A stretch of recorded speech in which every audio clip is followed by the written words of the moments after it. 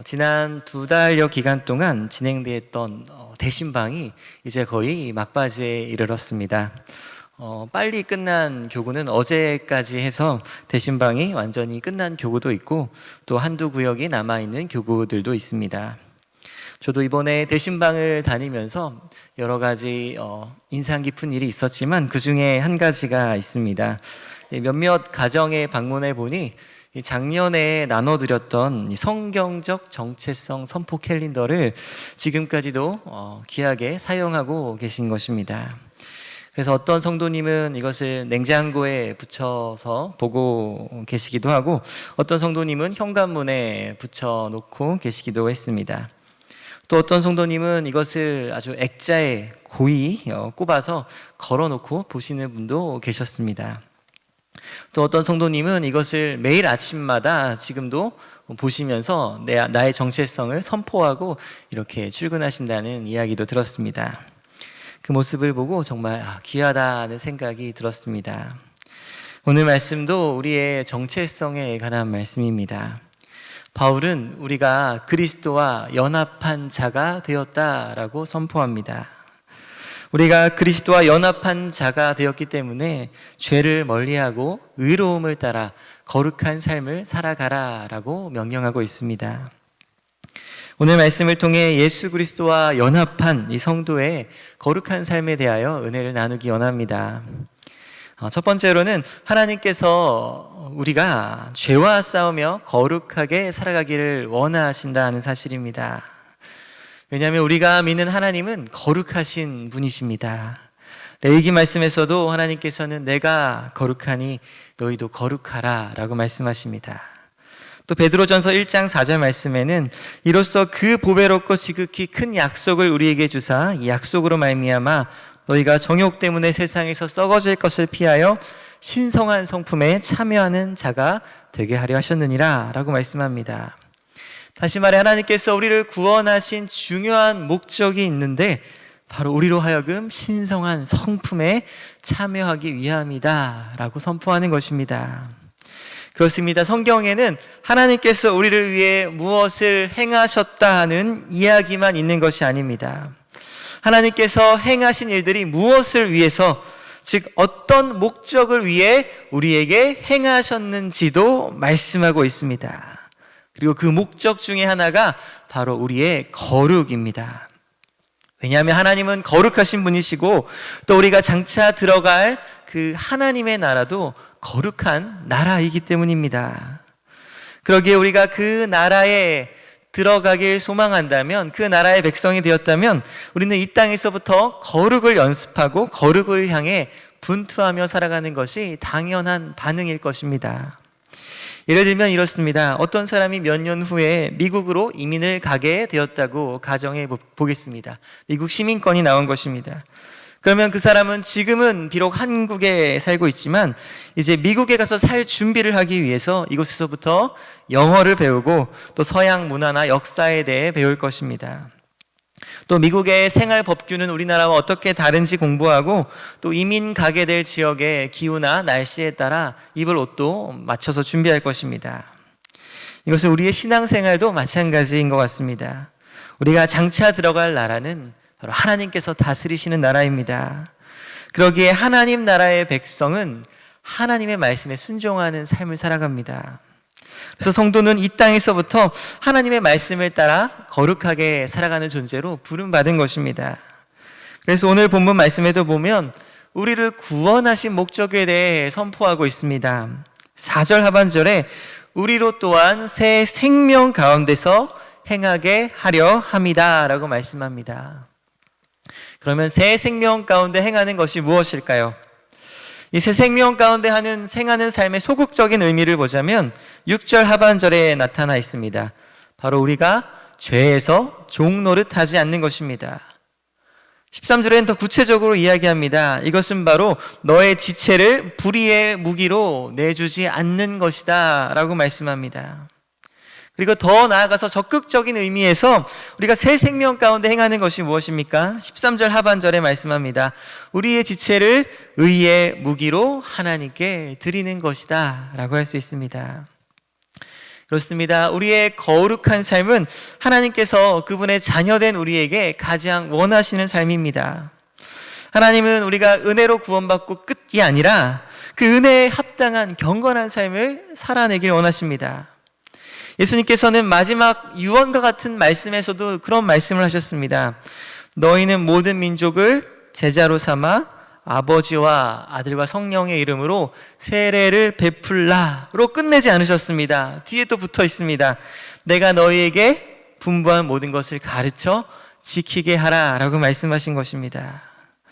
예수님께서 제자된 우리를 향해 말씀하신 그 마지막 말씀은 모든 것을 가르쳐 지키기를 원한다. 그것이 나의 소원이고 나의 비전이다 라고 말씀하신 것입니다. 그런데 이러한 성경의 많은 강조들과는 다르게 현대 그리스도인들은 이 거룩한 삶에 대해서 그렇게 태도가 진중하거나 무게를 두지 못하는 것 같습니다. 그래서 한 신학자는 이러한 우리의 태도를 두고 마치 자신이 캠핑을 대하는 것과 비슷하다라고 설명한 분이 계십니다. 예를 들면 이렇습니다. 저희 집도 아이들이 저에게 캠핑을 가고 싶다고 종종 이야기할 때가 있습니다.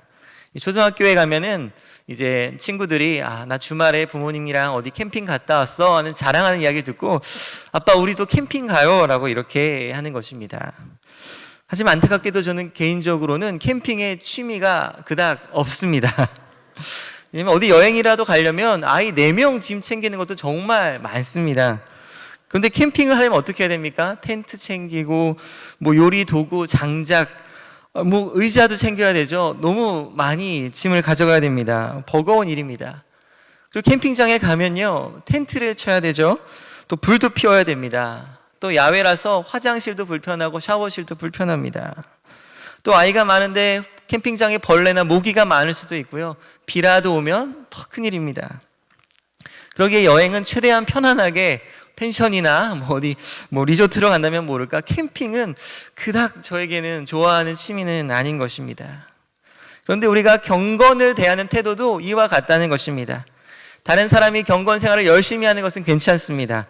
거룩한 삶을 살아내기 위해 노력하는 것은 존중하지만 그런 삶은 내 취향은 아니라는 것입니다. 마치 주변 사람들이 캠핑 도구를 막 챙겨서 캠핑을 하는 것을 보고 참 대단하다라고 생각하지만 하지만 캠핑은 내 취향은 아니야 라고 생각하는 것과 같습니다. 그래서 성경에서 거룩하게 살라는 것이 좋은 말이긴 하지만 지금 나도 내 삶이 힘든데 뭔가 그 말씀들이 숙제를 더 얹어주는 느낌이 든다는 것입니다. 무엇보다 내가 은혜로 이미 구원받은 이상 거룩함이 꼭 필요한 것은 아니다라고 생각을 하는 것입니다. 솔직히 말해서 거룩함이 없어도 내 삶에는 아무런 문제가 없다고 생각하기 때문에 경건한 삶에 대해 별로 신경 쓰지 않는 것입니다. 하지만 그러한 삶은 하나님께서 우리를 구원하신 목적과는 많이 떨어져 있는 삶이라고 할 수 있습니다. 하나님은 우리가 은혜로 구원받아서 그 은혜 가운데 죄와 싸우고 말씀을 따라 살아가기를 원하시기 때문입니다. 그런데 그리스도인들은 왜 거룩한 삶을 살아야 되는 것을 알면서도 왜 실제로는 그 삶을 살아내려 하지 않는 것일까요? 답은 의외로 간단할 수 있을 것 같습니다. 그 이유는 우리 마음이 말씀에 순종하는 것을 별로 안 좋아하기 때문입니다.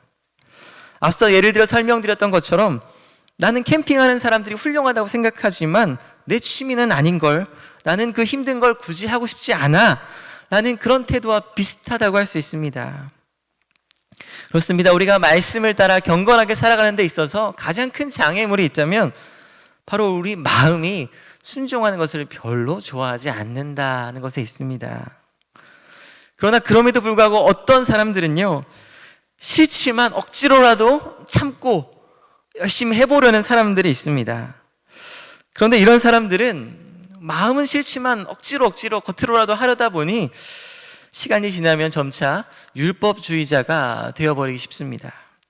내가 꾹 참고 이것을 해냈으니 나처럼 하지 않은 사람들에 대해 정죄하기 시작하는 것입니다. 그리고 내가 열심히 참아서 이것을 한 만큼 사람들로부터 내가 노력한 만큼의 공로와 보상을 얻으려고 합니다. 그리고 또 다른 한편의 사람들은 정반대쪽에 서 있는 사람들입니다. 이들은 율법 폐기주의자가 되어서 거룩한 삶을 살기를 아예 포기해버리는 사람들이 있습니다. 그래, 나는 행위가 아니라 은혜로 구원을 받은 사람이고 하나님께서 나를 정말로 사랑하신다면 이 율법의 무거운 짐들을 나에게 지우실 리가 없어 라는 생각을 가지고 그냥 내 마음대로 그냥 죄를 지으며 살아가는 것입니다. 그래서 사람들에게 이렇게 인정받기 위해 억지로라도 순종하는 사람, 이 율법주의자가 되든지 아니면 내 마음대로 살아가는 율법 폐기주의자가 되든지 이 둘의 마음은 사실 똑같다고 할 수 있습니다. 그 마음으로부터 실상은 하나님의 말씀을 별로 좋아하지는 않는다는 것입니다. 이들은 하나님 아버지께서 우리를 사랑하셔서 말씀을 주셨다고 순종하라고 생각하지 않습니다. 그래서 성경에 보면 우리의 이러한 왜곡된 마음을 잘 나타내주는 이야기가 하나 있습니다. 바로 아담과 하와가 범죄한 최초의 사건입니다. 하나님께서는 아담과 하와를 사랑하셨습니다. 그래서 그들을 창조하셨고 그들에게 에덴 동산을 주셔서 지키고 경작하게 하셨습니다. 그리고 동산 중앙에 있는 나무의 열매를 먹지 말라고 명령하셨습니다. 그런데 어느 날 뱀이 찾아와서 이렇게 질문합니다. 하나님이 참으로 너희에게 동산 모든 나무의 열매를 먹지 말라 하시더냐? 뱀은 이 질문을 통해서 의도적으로 하나님의 성품을 왜곡하고 있습니다. 하나님은요, 아담과 하와에게 동산 각종 모든 실과의 나무를 내 임의대로 먹으라 라고 말씀하셨습니다. 선악과를 먹지 말라는 금지 명령 이전에 주신 명령이 있는데 그 명령은 바로 먹으라 하는 명령이었습니다. 은혜의 명령이었습니다. 왜냐하면 아담과 하와는 이 나무의 열매를 먹기 위해 아무런 노력도 하지 않음에도 불구하고 하나님께서 모두 은혜로 허락하신 것들이었기 때문입니다. 그런데 뱀은 하나님이 다 먹지 말라 하시더냐라고 하면서 하나님에 대한 다른 생각을 품어주게 시작합니다. 그리고 동산 중앙 나무의 열매를 먹으면 죽지도 않고 오히려 하나님과 같이 될 것이다 라고 하와를 속여버립니다. 이 말은요, 마치 하나님께서 아주 인색한 분이라서 너네가 이거 먹으면 하나님처럼 될까봐 하나님이 너네 잘 되는 거 싫어서 그래서 못 먹게 하는 거야 라고 하나님에 대한 아주 큰 오해를 심어주는 것입니다. 그러자 하와의 눈에는 하나님께서 먹으라고 말씀하신 다른 실과들은 하나도 보이지 않고 먹지 말라고 하신 선악과 하나만 보였습니다. 그래, 저 열매가 그렇게 좋은 거라서 그래서 하나님이 안 주셨구나. 하나님은 나를 안 사랑하시는구나. 하나님께서 나를 안 사랑해서 좋은 것을 안 주신 거구나. 이런 생각을 하게 된 것입니다. 그러나 하나님께서 아담과 하와에게 선악과를 먹지 말라는 명령을 주신 것은 안 사랑해서가 아니었습니다. 오히려 하나님은 아담과 하와를 사랑하시기 때문에 선악과 금지 명령 또한 주신 것이라고 생각합니다. 그래서 한 신학자는 하나님께서 이 선악과 금지 명령을 주신 것이 아담과 하와로 하여금 하나님을 예배하기 위함이었다라고 이렇게 설명합니다. 선악과는 아담과 하와가 동산 어디에 있던지 중앙에 있어서 잘 보이는 곳에 있었습니다. 그래서 그 나무를 보면서 하나님을 기억하게 하는 역할을 했다는 것입니다. 그래, 하나님께서 저 동산 중앙에 있는 나무는 먹지 말라고 했지 하면서 아담은 이 선악과를 보면서 그래, 내가 이 세상의 주인이 아니라 창조주 하나님이 계신다는 것을 떠오르게 했다는 것입니다. 그리고 이 사실은 아담에게 큰 위안을 주었을 것입니다. 나의 제한된 지혜로는 이 세상을 다스리고 책임질 수 없는데 나를 창조하신 하나님께서 온 세상의 주인이라는 사실을 선악과를 보며 떠올릴 수 있었던 것입니다. 그리고 내가 전능하신 하나님, 온 세상을 창조하신 하나님께 속했다는 사실에 감사했을 것입니다. 그래서 아담과 하와가 하나님의 말씀대로 선악과를 먹지 않는 순종을 통해 하나님을 사랑하고 예배할 수 있었다는 것입니다. 그런데 뱀의 유혹으로 인해 하나님의 사랑에 대한 신뢰가 깨지자 하나님이 날 사랑 안 해서 저걸 안 주신 거야 라고 생각하게 되자 죄의 길로 들어서게 된 것입니다. 사랑하는 제 가족 여러분, 이것은 우리도 동일합니다. 우리가 말씀을 따라 거룩하게 살려면 먼저 우리 마음으로부터 하나님의 성품을 신뢰해야 합니다. 하나님이 나를 사랑하셔서 이 말씀을 주셨구나.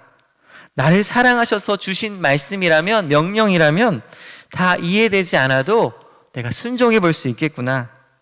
나를 사랑하신 분의 그 말씀이라면 나도 말씀을 사랑하며 따라가 봐야겠다라고 반응하게 되는 것입니다. 그러므로 하나님을 신뢰하면서 그분께서 주신 말씀을 따라 거룩함의 길로 나아가는 저 여러분 되시길 축원드립니다. 두 번째로 하나님께서는 우리에게 새로운 정체성의 복을 주셨습니다. 오늘 본문 3절과 4절 말씀 같이 읽겠습니다. 무릇 그리스도 예수와 합하여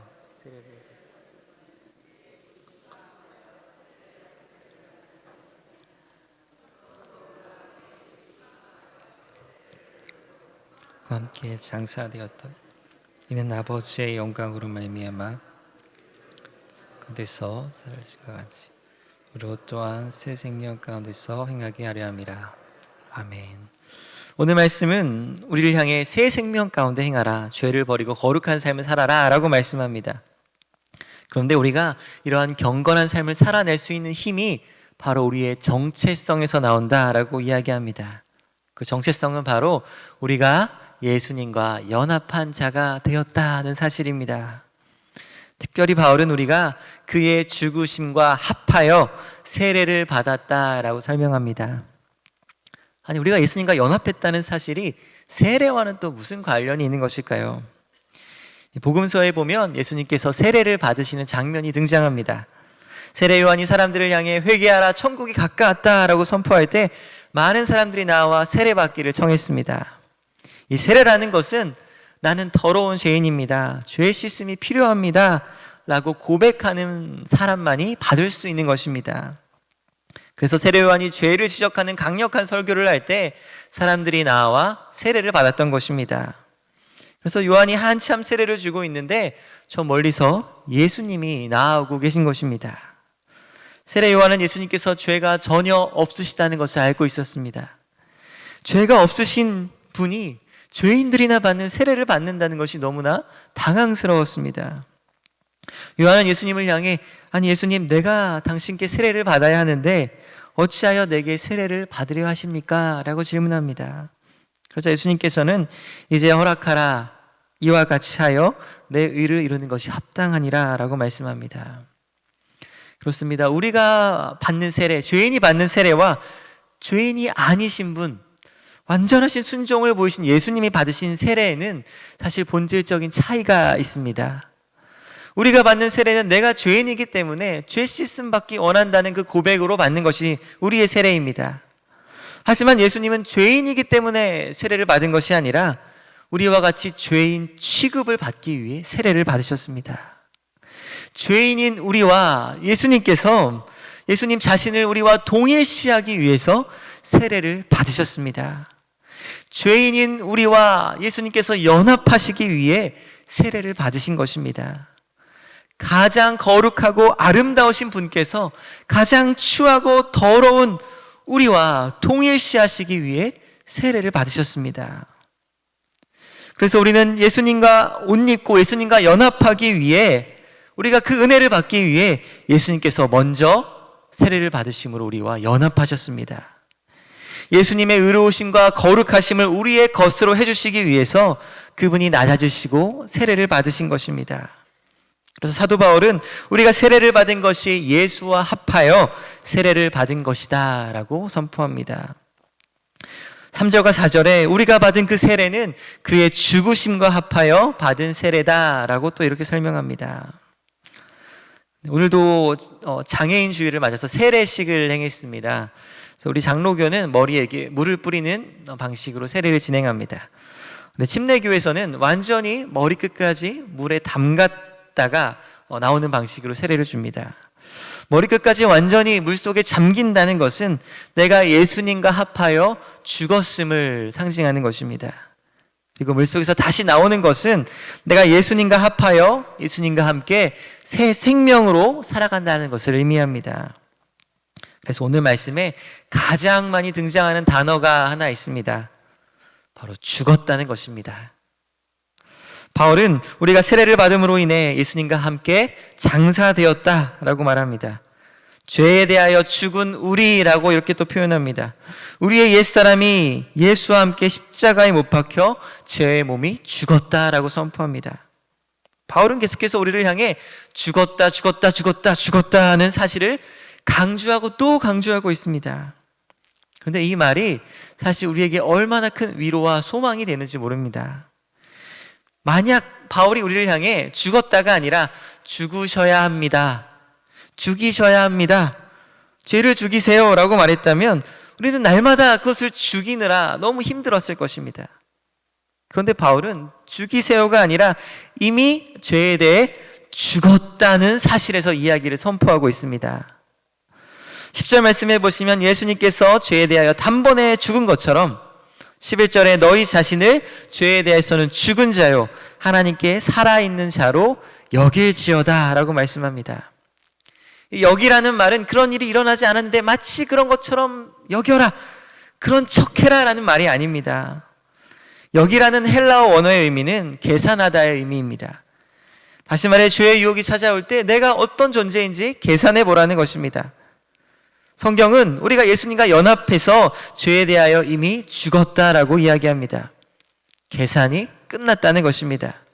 우리는 이제 죄의 다스림에서 해방되었다라고 이야기합니다. 그래서 바울이 이야기하는 것은 어떤 겉면이 아닙니다. 예수님께서 십자가와 부활을 통해 이미 우리에게 하신 일이 무엇인지 잘 따져보라 라는 말입니다. 그 진리 위에 선택하고 결정하라 라고 말하고 있습니다.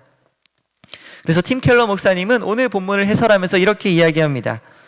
바울은 우리가 의지가 약해서 죄를 짓는 것이 아니라 내가 어떤 신분인지를 몰라서 죄를 짓는다 라고 말한다는 것입니다.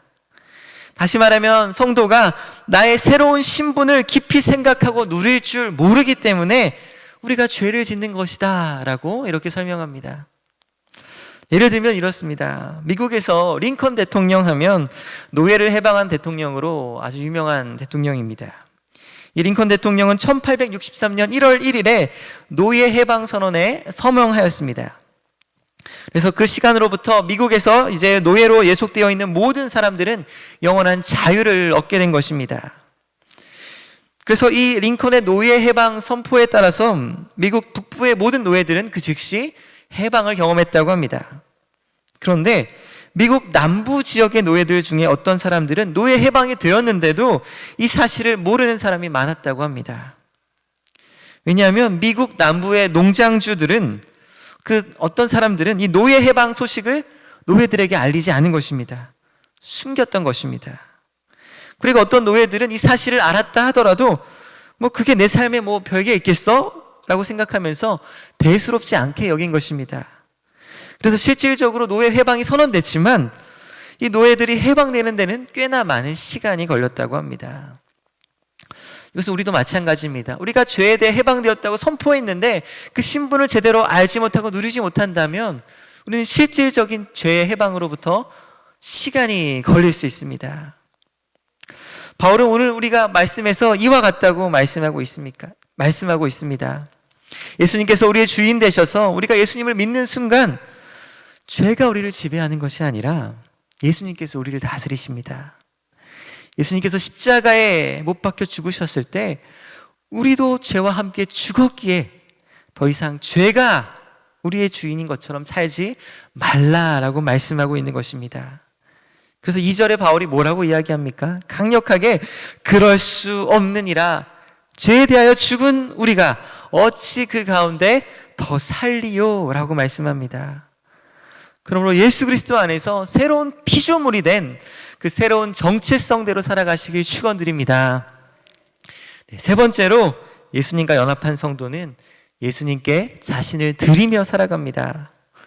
오늘 본문에서 바울은 계속해서 우리에게 새로운 정체성에 대해 이야기합니다. 우리가 예수님과 연합한 자가 되었다는 그 정체성 말입니다. 다시 말해 우리의 정체성이 어떤 세상의 직업이나 지위나 역할 같은 데 있는 것이 아니라 우리의 정체성은 내가 누구의 것인가 하는 소속에 있다라고 이야기합니다. 그래서 성도의 정체성은 더 이상 죄의 종이 아니라 내가 그리스도와 연합하여 그리스도에게 속했다는 데에 있습니다. 나는 그리스도의 것입니다. 우리 시간 옆 사람을 보면서 이렇게 따라해 보겠습니다. 나는 그리스도의 것입니다. 그리스도의 것입니다. 그렇습니다. 우리의 정체성은 그리스도의 것이라는 소속에 있습니다. 그래서 우리는 진정으로 내가 그리스도에게 소속되어서 그리스도의 것으로 살아갈 때 우리는 새 피조물의 삶을 살 수 있습니다. 다른 말로 하면 우리가 그리스도께 소속될 때 진정으로 기능할 수 있습니다. 그래서 우리가 그리스도께 소속됐다는 것을 한 목사님께서 이런 예를 들어 설명하셨습니다. 여기 아이폰이 있습니다. 그런데 만약 이 아이폰의 주인이 문명을 전혀 접해보지 못했던 부시맨에게 주어졌다고 가정해 보겠습니다. 그러면 부시맨은 이 아이폰을 가지고 뭘 할 수 있을까요? 뭐 전화를 하거나 뭐 충전도 할 수 없을 것입니다. 이게 뭐야? 라고 하면서 못이나 박아볼까? 하고 막 못을 박을 것입니다. 그럼 목이 박힐 수도 있고 안 박힐 수도 있겠죠. 어쨌든 중요한 것은 이 아이폰은 상처가 나고 깨지게 될 것입니다. 이것은 우리도 마찬가지입니다. 우리가 그리스도께 속한 것이 아니라 우상에 속해서 죄를 지으며 살아간다면 결국 상처 있고 깨지는 것은 바로 우리 자신입니다. 하나님 아닌 다른 존재가 우리를 소유할 때 우리는 불행해집니다. 그래서 이번에는 상처 입은 아이폰이 기분이 나빠진 것입니다. 그래서 나는 부시맨의 것이 아니야. 나는 나의 것이야. 누구도 나를 소유할 수 없어. 내가 나의 주인이야.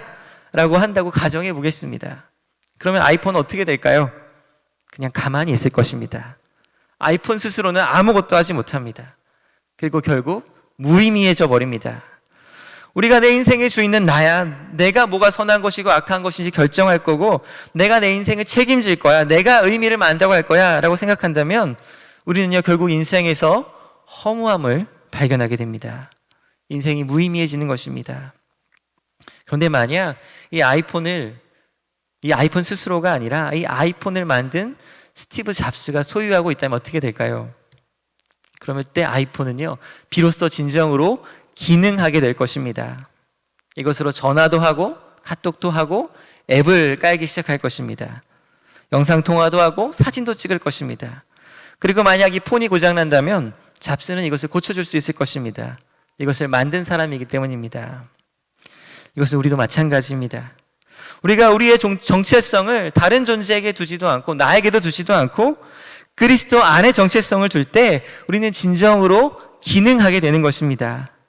우리가 그리스도와의 연합을 누리고 즐거워한다면 우리는 내 안에 하나님을 즐거워하고 이웃을 사랑하는 기능이 있음을 발견하게 됩니다. 다시 말해 예수님과 연합하여 삶을 살아갈 때 우리는 진정으로 가치 있는 삶을 살아가게 되는 것입니다. 그러므로 우리가 주께 삶을 헌신하며 살아갈 때 삶이 지루해지거나 불행해지는 것이 결코 아닙니다. 망하는 것이 아닙니다. 오히려 그리스도께 우리의 삶을 드리지 못할 때 우리는 가치 없는 삶을 살아가게 될 것입니다.